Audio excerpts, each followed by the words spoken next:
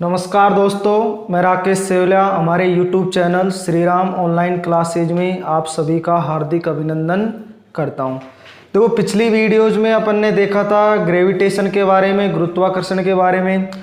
आज देखेंगे अपन गुरुत्वीय त्वरण के बारे में, जिसको मैं रिप्रेजेंट करूंगा स्मॉल जी से। तो कल की वीडियो में मैंने आपसे बात की थी कैपिटल जी के बारे में, लेकिन आज बात करेंगे स्मॉल जी के बारे में। गुरुत्वीय त्वरण होता क्या है? तो देखो, ध्यान से समझना, गुरुत्वीय त्वरण होता क्या है। मान लीजिए कोई वस्तु है, मैं उसको ऊपर से छोड़ता हूं, तो जैसे ही मैं कोई वस्तु को ऊपर से नीचे की तरफ छोड़ूंगा तो क्या लगेगा? पृथ्वी गुरुत्वाकर्षण बल लगाएगी।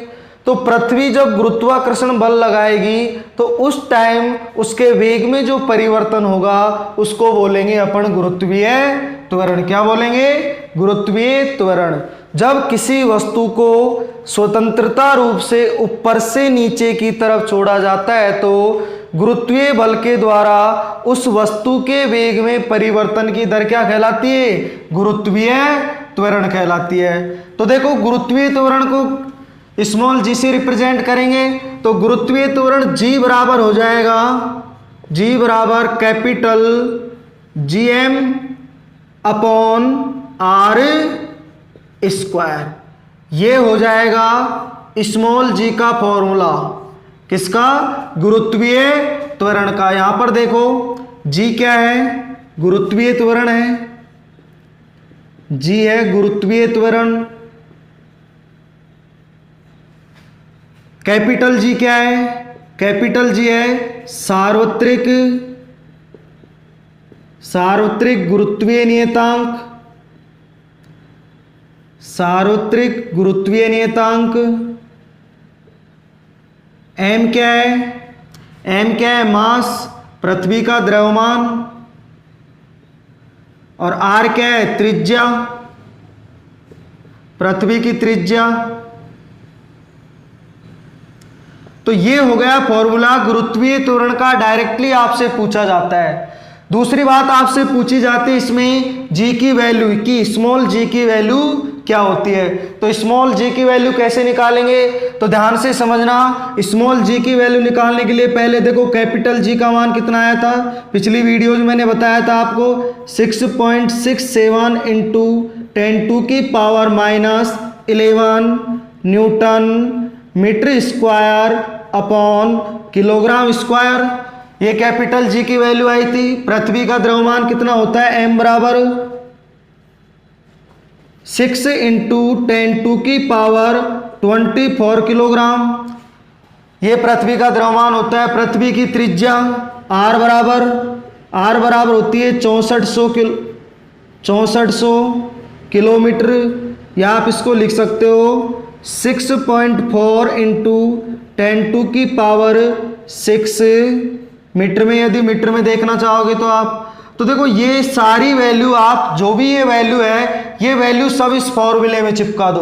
तो जैसे ही आप ये सारी वैल्यू इस फॉर्मूले में चिपकाओगे, जितनी भी सारी वैल्यू है ये इस फॉर्मूले में क्या कर दो? चिपका दो। तो आपके पास जी बराबर आ जाएगा 9.8 मीटर प्रति सेकंड स्क्वायर। ये होता है स्मॉल जी की वैल्यू। जो पृथ्वी तल होता है उस पे आती है आपके जी की वैल्यू 9.8 मीटर प्रति सेकंड स्क्वायर। लेकिन कैपिटल जी अलग है, ये सार्वत्रिक गुरुत्वीय नियतांक, इसकी वैल्यू अलग होती है 6.67 into 10⁻⁻11 newton metre square upon kilogram square. तो आपसे दोनों क्वेश्चन पूछे जाते हैं। एक तो कैपिटल जी के बारे में पूछा जाता है, सार्वत्रिक गुरुत्वीय नियतांक की वैल्यू कितनी होती है। दूसरा पूछा जाता है आपसे स्मॉल जी गुरुत्वीय त्वरण की वैल्यू कितनी आती है? 9.8 मीटर प्रति सेकंड स्क्वायर। तो देखो, इसका मात्रक क्या हो गया? यूनिट। तो जो यूनिट त्वरण की होती है वही किसकी हो जाएगी? गुरुत्वीय त्वरण की। या आप इससे भी निकाल सकते हो। तो इसकी यूनिट हो जाएगी मीटर प्रति सेकंड स्क्वायर। ये हो जाएगा गुरुत्वीय त्वरण जी का मात्रक। इसकी विमा क्या हो जाएगी? विमा, तो जो विमा त्वरण की होती है वही विमा किसकी हो जाएगी, गुरुत्वीय त्वरण की, एम, एल और टी। तो देखो इसमें इसका मात्रक है मीटर प्रति सेकंड स्क्वायर, तो इसमें देखो एम क्या होता है, द्रव्यमान मास इसमें है क्या, नहीं है, तो एम की पावर 0। लंबाई है क्या, हाँ जी, मीटर की पावर 1, तो एल की पावर 1 और टी की पावर -2। ये क्या हो गई, इसकी विमा हो गई। तो देखो गुरुत्वीय त्वरण की आपसे विमा पूछी जा सकती है, आपसे मान पूछा जा सकता है कि गुरुत्वीय त्वरण जी का मान कितना होता है पृथ्वी के तल पर, 9.8 मीटर प्रति सेकंड स्क्वायर। आपसे सूत्र डायरेक्ट पूछा जा सकता है जी का, जी बराबर क्या होता है, capital G M upon R square. या आपसे पृथ्वी का द्रव्यमान पूछा जा सकता है, पृथ्वी की त्रिज्या पूछी जा सकती है, या कैपिटल जी की वैल्यू डायरेक्टली पूछी जा सकती है। आगे बात समझ में, तो ये वैल्यू किस पे है, पृथ्वी तल पर, पृथ्वी के तल पर आता है आपके जी की वैल्यू 9.8 मीटर प्रति सेकंड स्क्वायर। अब देखो नेक्स्ट इसमें, ये तो फॉर्मूला और जी की वैल्यू हो गई। अब अपन देखेंगे और इसमें नेक्स्ट, तो देखो कुछ डायरेक्टली फॉर्म्स हैं, फैक्ट हैं जो आपसे पूछे जाते हैं एग्जाम में। तो देखो क्या है वो डायरेक्टली फैक्ट, तो देखो चंद्रमा पर जी का मान, चंद्रमा पर जी का मान कितना होता है, पृथ्वी का 1/6 भाग होता है। पृथ्वी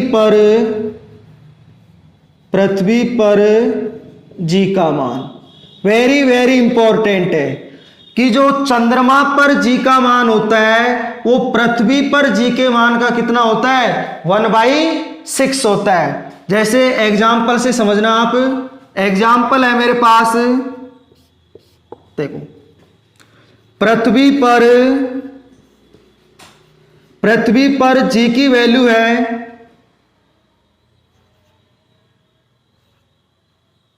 360 मीटर प्रति सेकंड स्क्वायर। तो आपको चंद्रमा पर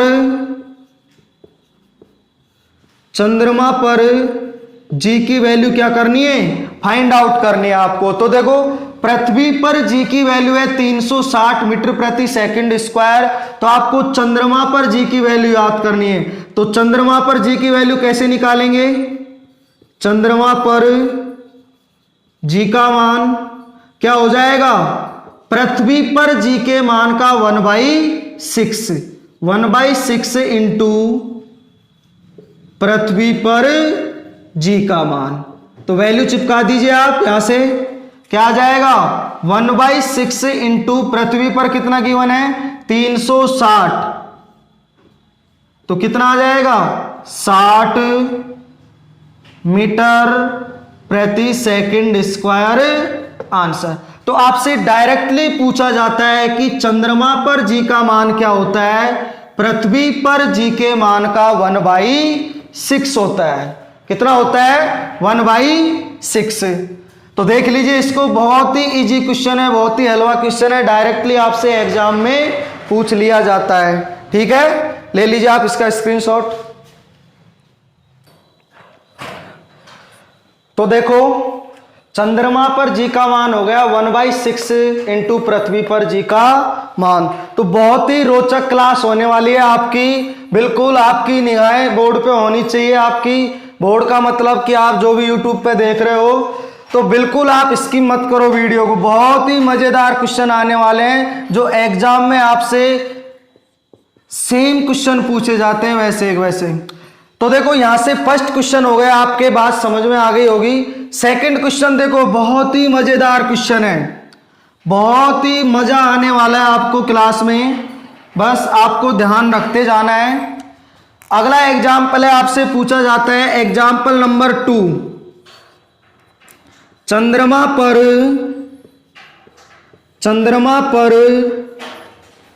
जी का मान होगा, चंद्रमा पर जी का मान ओगार पृथ्वी पर कितना होता है 9.8 मीटर प्रति सेकंड स्क्वायर। डायरेक्टली आपसे क्वेश्चन पूछ लिया कि चंद्रमा पर जी का मान होगा और आपको 4 ऑप्शन दे दिए। ऑप्शन ए 9.8 मीटर प्रति second square, option B 0, option C 98 meter प्रति second square, option D 1.63 meter प्रति सेकंड स्क्वायर। ये 4 ऑप्शन आपको गिवन है, तो ध्यान से समझना, बहुत ही इंपॉर्टेंट क्वेश्चन है। चंद्रमा पर जी का मान आपको याद करना है, तो ध्यान से समझो। पृथ्वी तल पर आपको गिवन है कितना है 9.8 मीटर प्रति सेकंड स्क्वायर, और आपको पता है कि चंद्रमा पर जी का मान कितना होता है। चंद्रमा पर जी का मान बराबर क्या होता है 1/6 इंटू पृथ्वी पर जी का मान। तो वैल्यू चिपका दो आप भाई, किसकी वैल्यू चिपकाएं सर 1/6। पृथ्वी पर आपको पता होना चाहिए कितना होता है 9.8, मल्टीप्लाई कर दो, भाग लगा दो, 6 एकम 6, कितना बचा 3, 6 6 36, कितना बचा 2, 6 18 मीटर प्रति सेकंड स्क्वायर। तो कितना आ गया भाई 1.63 मीटर प्रति second square. Option D is correct. तो ये भी क्वेश्चन बहुत ही ज्यादा इंपॉर्टेंट है, आपसे पूछा जाता है। आगे बात समझ में। अब देखो इसमें नेक्स्ट देखेंगे, देख लीजिए एक बार आप अच्छी तरह इसको। अब देखो नेक्स्ट कंडीशन, नेक्स्ट कंडीशन ध्यान से समझना।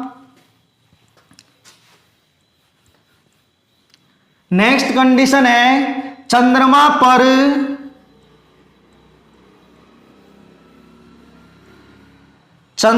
पर भार बराबर होता है 1/6 इंटू पृथ्वी पर भार। जैसे गुरुत्वीय त्वरण होता है वैसे ही भार के बारे में भी ये चीज लागू होती है कि चंद्रमा पर जो भार होगा वो 1/6 इंटू पृथ्वी पर भार होगा। तो देखो ध्यान से समझो, इससे भी क्वेश्चन आपसे पूछा जाता है। देखो भार के बारे में मैं आपको वीडियो में बता चुका हूं पिछली क्लास में, आपको डिस्क्रिप्शन में लिंक मिल जाएगा वीडियो का। तो देखो भार एग्जाम्पल से समझो। एग्जाम्पल, एक लड़की का चंद्रमा पर भार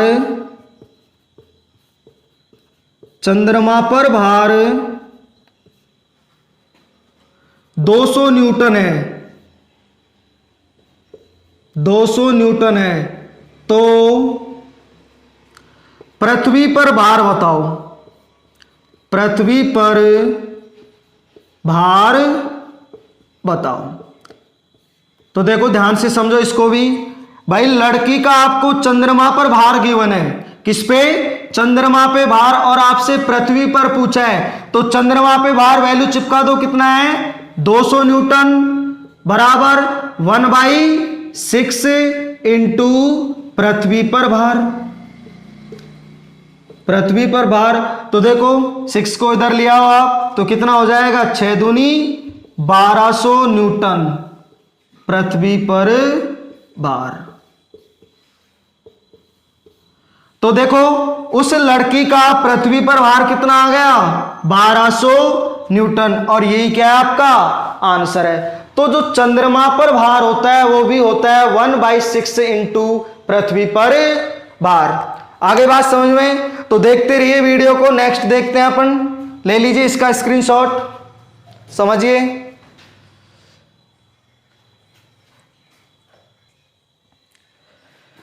ठीक है भाई, चलो तो नेक्स्ट देखो। नेक्स्ट कंडीशन, नेक्स्ट क्वेश्चन है एक बहुत ही मजेदार क्वेश्चन है। और बहुत ही मजा आने वाला है अगले क्वेश्चन में, और वो एग्जाम में जरूर आएगा, क्वेश्चन आपसे पूछेगा जरूर। तो देखो क्वेश्चन क्या है। क्वेश्चन है आपका नेक्स्ट एग्जाम्पल, एक लड़की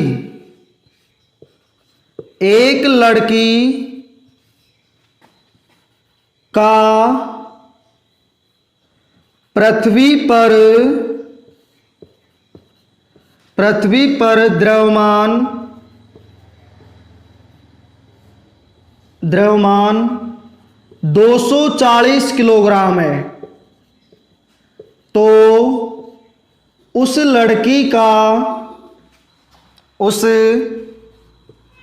लड़की का चंद्रमा पर द्रव्यमान बताओ।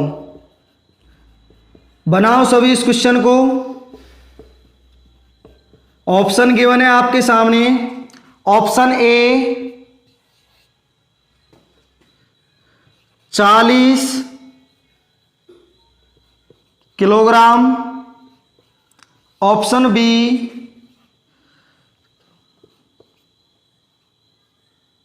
1440 kilogram, option C 240 kilogram, option D 0 kilogram. बहुत इंपॉर्टेंट क्वेश्चन है, बनाओ इस क्वेश्चन को, क्या आंसर होगा। तो ध्यान से समझना इस क्वेश्चन को। एक लड़की का पृथ्वी पर द्रव्यमान 240 किलोग्राम है, तो उस लड़की का चंद्रमा पर द्रव्यमान बताओ।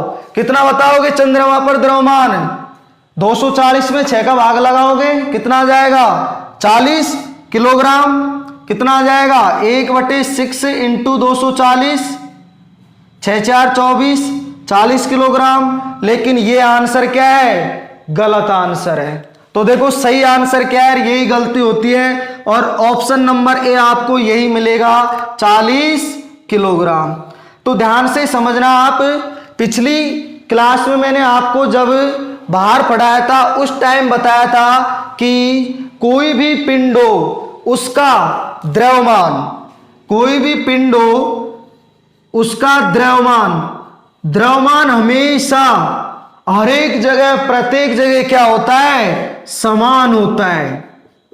क्या होता है? समान होता है। लेकिन भार क्या होता है? चेंजेबल, बदलता रहता है।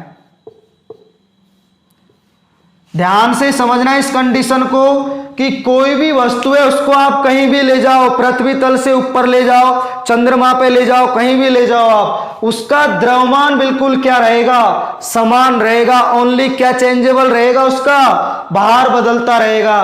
तो देखो इस क्वेश्चन में यही समझने की बात है कि लड़की का पृथ्वी पर द्रव्यमान 240 है, तो आप पृथ्वी पे रखो चाहे लड़की को, चाहे आप चंद्रमा पे ले जाओ, चाहे आप सूर्य पे ले जाओ, उस लड़की को आप कहीं भी ले जाओ, उसका द्रव्यमान 240 है तो 240 ही रहेगा। तो इसमें आंसर क्या आ जाएगा? 240 किलोग्राम।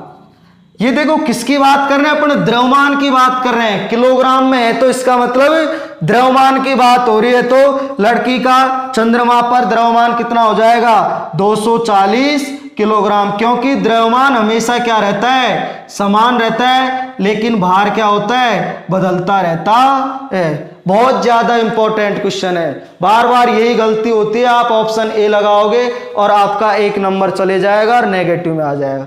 तो ध्यान से समझ लीजिए इस क्वेश्चन को, ले लीजिए स्क्रीनशॉट इसका। हाँ भाई लगा लो स्टार, फिर बाद में मत कहना आप। 2020-21 में जरूर आने वाले क्वेश्चन है दोनों, तो जितने भी स्टार लगाना चाहते हो आप लगा लीजिए। अब देखो नेक्स्ट कंडीशन इसकी, गुरुत्वीय की त्वरण के बारे में अपन नेक्स्ट चलते हैं और इसके बारे में कुछ महत्वपूर्ण तथ्य देखते हैं, कुछ फैक्ट जो एग्जाम में आपसे पूछे जाते हैं बार बार।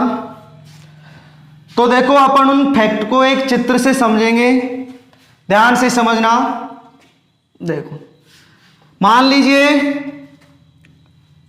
ये क्या है? अर्थ है, मानना है आपको। गोलाकार होती है लगभग। ये क्या है? पृथ्वी है, मान लीजिए पृथ्वी, अर्थ है ये। आप देखो इसके बीच में से थोड़ा अच्छा बना लेते हैं पर अर्थ को, और अपनी पृथ्वी है, अपनी अर्थ है। आप देखो ध्यान से, ये इसके बीच में जो लाइन होगी, ये कौन सी लाइन होगी? बोलो भाई, इक्वेटर लाइन होगी ये, भूमध्य रेखा। ये होती है भूमध्य रेखा, या आप बोल सकते हो इसको विषुवत रेखा, विषुवत रेखा, या आप बोल सकते हो इसको इक्वेटर लाइन, इक्वेटर लाइन। तो देखो पृथ्वी के जो बीच में से गुजरने वाली जो रेखा है उसको बोलते हैं अपन भूमध्य रेखा, विषुवत रेखा या इक्वेटर लाइन।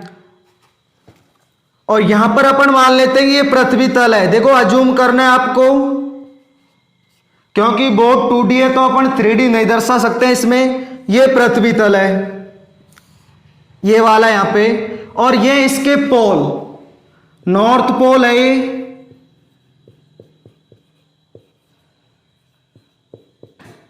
और ये साउथ पोल, साउथ पोल, उत्तरी ध्रुव,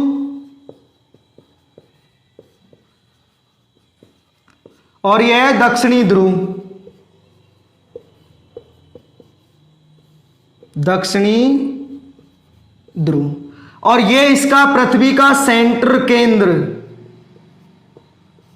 क्या है? पृथ्वी का केंद्र है, सेंटर है। अब देखो इसको ध्यान से समझना, ये टोटल पृथ्वी हो गई, यहां पर अपन पृथ्वी तल मान लेते हैं। तो देखो पृथ्वी तल से जैसे जैसे अपन ऊपर जाएंगे, पृथ्वी तल से जैसे जैसे अपन ऊपर जाएंगे तो जी का मान क्या होगा? घटता जाएगा। क्या होगा? जी का मान घटेगा। पृथ्वी तल से जैसे जैसे अपन ऊपर जाएंगे तो जी का मान क्या होगा? घटेगा। वैसे ही यदि आप पृथ्वी तल से नीचे की तरफ जाते हो तो भी जी का मान क्या होगा? यहां भी जी का मान घटेगा, जी का मान घटेगा। तो एक क्वेश्चन तो ये बन गया कि पृथ्वी तल से ऊपर या नीचे जाने पर जी का मान क्या होता है? घटता है। दूसरी कंडीशन देखो कि जो पृथ्वी का केंद्र होता है, ये पृथ्वी का केंद्र, पृथ्वी के केंद्र पर जी की वैल्यू क्या होती है? 0 होती है, शून्य होती है। जो पृथ्वी का केंद्र है उस पे जी की वैल्यू क्या होती है? शून्य होती है। और जो ध्रुव होते हैं, उत्तरी ध्रुव या दक्षिणी ध्रुव, यहां पर ध्रुवों पर जी की वैल्यू क्या होती है? जी की वैल्यू होती है ध्रुवों पर मैक्सिमम, अधिकतम। क्या होती है? जी की वैल्यू मैक्सिमम होती है। कहां पे? ध्रुवों पर, चाहे उत्तरी ध्रुव हो चाहे दक्षिणी ध्रुव हो। तो यहां पर भी जी की वैल्यू कितनी हो जाएगी? जी की वैल्यू हो जाएगी मैक्सिमम, अधिकतम। तो नंबर 3 क्वेश्चन हो गया कि ध्रुवों पर जी की वैल्यू क्या होती है? तो चाहे उत्तरी ध्रुव हो चाहे दक्षिणी ध्रुव हो, जी की वैल्यू क्या होती है? अधिकतम होती है, मैक्सिमम होती है। नेक्स्ट देखो, आपसे पूछा जाता है कि भूमध्य रेखा पर या विषुवत रेखा पर या इक्वेटर लाइन पर, ना कि केंद्र पर, क्योंकि केंद्र तो ये बीचों बीच में है, लेकिन भूमध्य रेखा इस पॉइंट से इस पॉइंट पे गुजर रही है। तो भूमध्य रेखा पर इस पे जी का मान क्या होता है? जी की वैल्यू होती है इस पर न्यूनतम। क्या होती है? न्यूनतम, मिनिमम। तो देखो 3, 4, 5 क्वेश्चन आपके पास बन चुके हैं।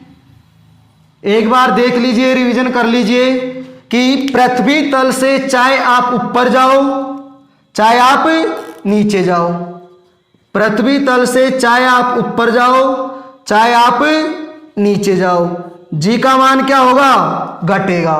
पृथ्वी के केंद्र पर जी का मान 0 होगा, 0 होगा। उत्तरी ध्रुव हो चाहे दक्षिणी ध्रुव हो, ध्रुवों पर जी का मान क्या होता है, मैक्सिमम होता है, अधिकतम होता है। फिर बात है भूमध्य रेखा की, जो बीच में से लाइन गुजरती है उसको बोलते हैं भूमध्य रेखा। तो भूमध्य रेखा पर जी का मान क्या होता है, न्यूनतम होता है। तो इस डायग्राम को आप एक बार देख लीजिए अच्छी तरह, यहां से बहुत सारे क्वेश्चन आपके होने वाले हैं। अब देखो इसमें नेक्स्ट कुछ और पॉइंट है, ध्यान से समझना। ये चीजें हो गई। अब देखो यदि अपन भूमध्य रेखा से ध्रुवों की तरफ जाएंगे, ये भूमध्य रेखा है, यहां से अपन जा रहे हैं ध्रुवों की तरफ, उत्तरी ध्रुव की तरफ। तो देखो यहां पर तो न्यूनतम है, यहां पर मैक्सिमम है। इसका मतलब क्या हुआ कि यदि भूमध्य रेखा से ध्रुवों की तरफ जाते हैं तो देखो मैक्सिमम से धीरे, मिनिमम से क्या हो गया, धीरे धीरे मैक्सिमम हो गया। इसका मतलब क्या होगा, जी का मान बढ़ेगा। विषुवत रेखा से ध्रुवों पर जाने पर जी का मान क्या होगा, बढ़ेगा। इसका उल्टा विपरीत देखो, यदि अपन ध्रुवों से कहां पर आते हैं, विषुवत रेखा पे आते हैं, तो ध्रुवों पर मैक्सिमम, विषुवत रेखा पर न्यूनतम। तो देखो ऊपर मैक्सिमम है, नीचे न्यूनतम है। तो यदि नीचे आएंगे अपन तो जी का मान क्या होगा, घटेगा। और यदि ऊपर जाएंगे विषुवत रेखा से ध्रुवों पर तो जी का मान बढ़ेगा। तो ये सारे क्वेश्चन एक ही डायग्राम से हल हो जाएंगे आपके। अब देखो इसको अपन लिख भी लेते हैं एक जगह, जो अपन ने समझा उसको तो ध्यान से समझना भाई। कर दो भाई अपनी तैयारी चालू, एग्जाम, सारे एग्जाम नजदीक हैं आपके। अब देखो इसको नेक्स्ट अपन ने क्या क्या पढ़ा है उसको देख लेते हैं एक बार। फर्स्ट पॉइंट अपन ने पढ़ा है जी के बारे में, देख रहे हैं अपन जी के बारे में कि जो पृथ्वी का केंद्र होता है, पृथ्वी केंद्र, इस पर जी की वैल्यू क्या होती है, 0 होती है। फर्स्ट पॉइंट, पृथ्वी के केंद्र पर जी की वैल्यू 0। दूसरा पॉइंट, विषुवत रेखा पर, विषुवत रेखा या भूमध्य रेखा पर, या भूमध्य रेखा, इस पर बताओ भाई जी की वैल्यू। इस पर जी की वैल्यू होती है न्यूनतम, 0 नहीं होती है, न्यूनतम होती है, मिनिमम।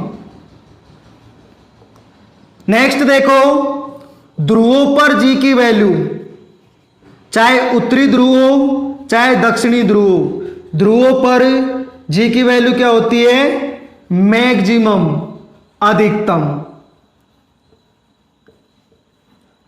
अधिकतम।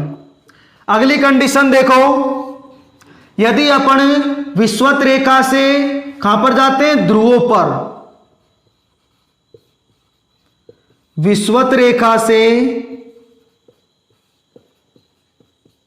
ध्रुवों पर जाने पर, ध्रुवों पर जाने पर क्या होता है, विषुवत रेखा न्यूनतम से जाएंगे अधिकतम। इसका मतलब जी का मान क्या होगा, बढ़ेगा, धीरे धीरे बढ़ता जाएगा।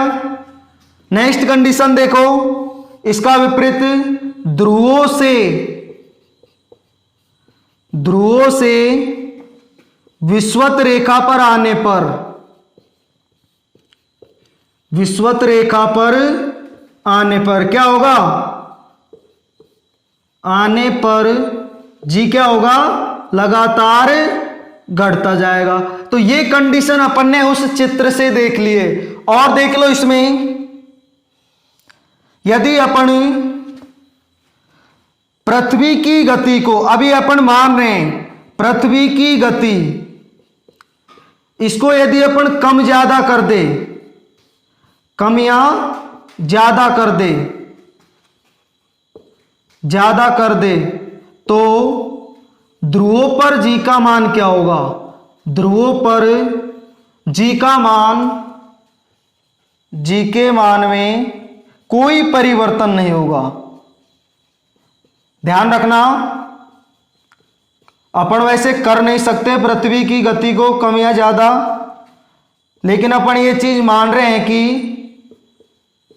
यदि पृथ्वी की गति को कम या ज्यादा कर दे तो जो पोल होते हैं, ध्रुव होते हैं, उन पर जी के मान में कोई प्रभाव नहीं पड़ता है। देख लीजिए, ये कंडीशन मैं आपको बता चुका हूं उस चित्र के माध्यम से, तो आप इसका स्क्रीनशॉट ले सकते हो। हाँ भाई, निगाहें सबकी बोर्ड पे है ना। तो अगला क्वेश्चन देखो, एग्जाम्पल, यदि पृथ्वी की त्रिज्या को दुगना कर दिया जाए तो जी की वैल्यू कितनी होगी। अब मान लो पृथ्वी की त्रिज्या पहले पता नहीं कितनी थी, अब क्या कर रहे हैं, उसको दुगना कर रहे हैं, तो पहले की बजाय अब जी का मान कितना हो जाएगा। तो इंपॉर्टेंट क्वेश्चन है, यदि पृथ्वी की त्रिज्या को दुगना कर दिया जाए तो मान लीजिए पहले त्रिज्या थी r, तो अब कितनी हो जाएगी, 2r हो जाएगी। भाई आई बात समझ में। मान लीजिए r डैश, मान लीजिए इसको कि पहले त्रिज्या r थी, अब हो गई r डैश का मतलब 2r हो गई, दुगनी हो गई। तो g का मान आपको याद करना है। g बराबर आपको बता चुका हूं, g बराबर क्या हो जाएगा, gm अपॉन r स्क्वायर, ये होती है g की वैल्यू। अब देखो करना क्या है आपको, करना क्या है कि पहले तो r थी, अब क्या हो गई, 2r हो गई। तो r की जगह आप क्या चिपका दो, आप 2r चिपका दीजिए। तो चिपकाओ, g बराबर का capital GM upon r square, r square की जगह क्या लिखोगे, 2r का स्क्वायर। बस हल कर दीजिए आप इसको, तो करो हल।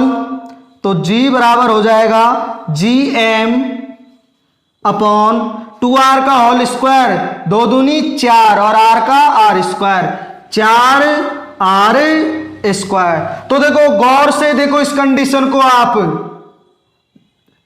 देखो भाई गौर से क्या दिखाई दे रहा है, GM अपॉन r स्क्वायर, इसकी जगह मैं क्या चिपका सकता हूं, g चिपका सकता हूं। तो देखो